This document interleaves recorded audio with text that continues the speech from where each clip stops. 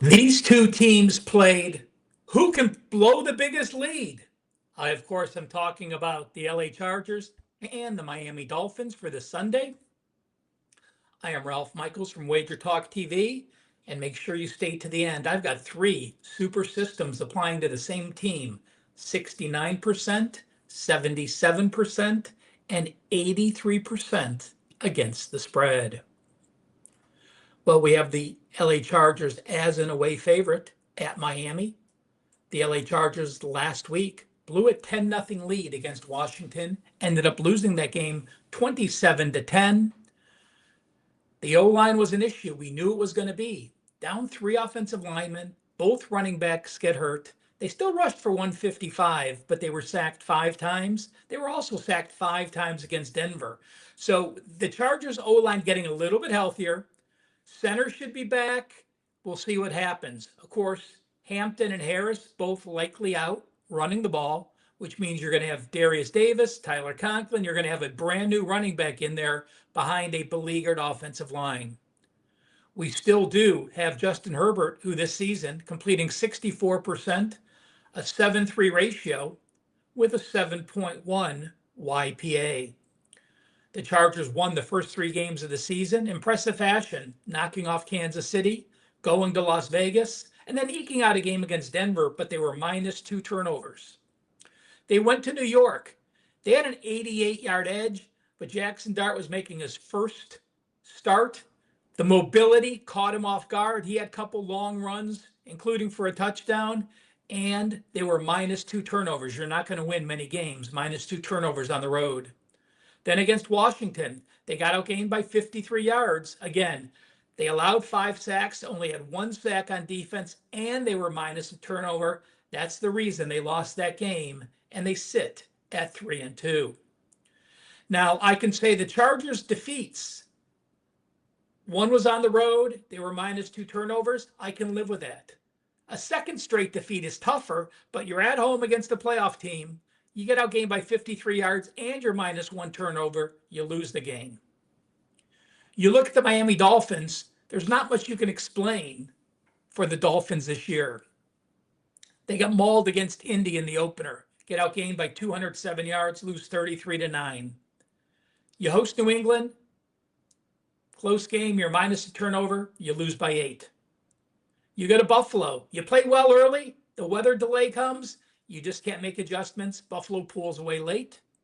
You do beat the New York Jets, but the only reason you beat the New York Jets, you were +3 turnovers. So to me, that is not a good win. You were outgained at home to the New York Jets by 104 yards. Just to give you perspective on that, I went back to 2015 and looked at teams that were +3 turnovers in the NFL. They are 423-32. That is 93%. So winning a game +3 turnovers is not a positive, guys. Many times it's actually a negative because your team just didn't play well, with the exception of get handed that ball. And then against Carolina, you want to talk embarrassing. They were outgained 418-248 on the road against Carolina. Carolina's #1 running back, Chuba Hubbard, didn't play. And they still allowed 239 yards rushing and 7.3 yards per carry, and they were +2 turnovers. To me, folks, that is an automatic fade. This Miami team, over their last 4 games, allowing 179 yards per game rushing and allowing 6.1 yards per carry. The LA Chargers, they are number 6 in yards per carry on the offense. They're averaging 4.9 yards per carry. That includes their opener against Kansas City. In their last 4 games, they are averaging 6.1 yards per carry.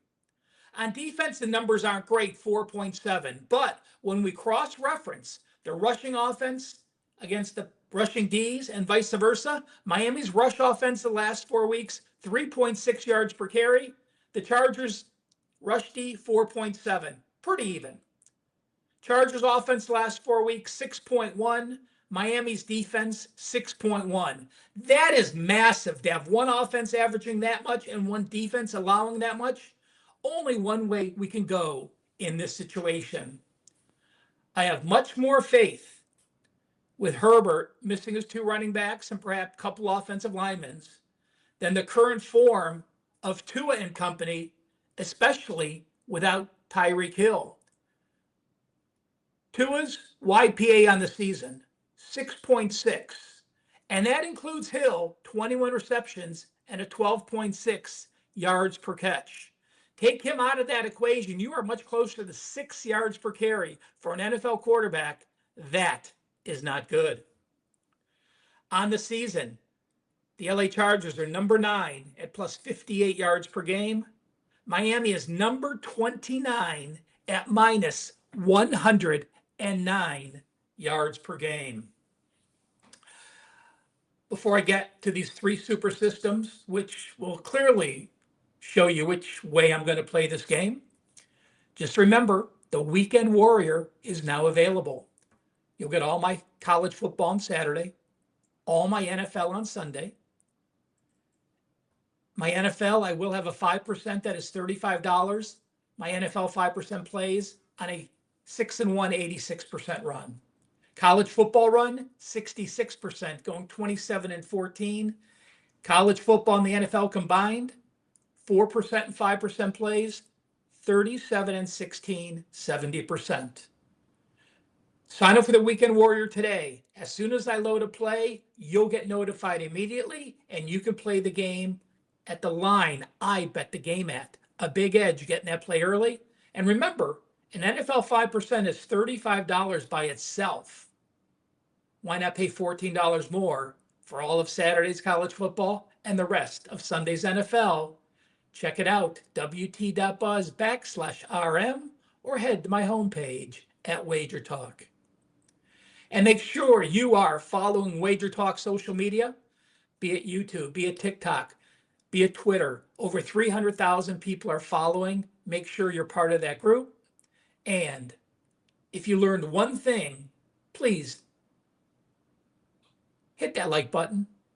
Leave a comment if you want to see some sort of videos that are different than I currently do or any of the handicappers do. And thank you so much for taking time out of your busy day to watch this preview. Well, this is a huge technical edge for the Chargers, and I will be leaning on the Chargers this week. Will they make my card? They're in the mix, but unless I know they have a couple of the offensive linemen back, it'll probably just be a very close opinion. But a couple situations to look at. Since 2015, if a team is an away favorite by more than a field goal and off a loss as a home favorite, they are 57-17 against the spread. That is 77%. If a team is off back-to-back games, losing as a favorite, and also lost to a favorite the last time they played this foe. So they lost the last 2 as a favorite. They lost the last time they played this foe as a favorite. Those teams are 24-11, 69%. That applies to the Chargers. And finally, teams that lost as a home favorite by 12 or more points, but are now on the road and still have a winning record after that loss, they have gone 19-4, 83% ATS. System 1 says Chargers. System 2 says Chargers. System 3 says Chargers. Ralph says Chargers. Best of luck if you tail. Thank you again for watching this video. Please do hit that like button on your way out. Have a great weekend of football, and hopefully the ball bounces your way.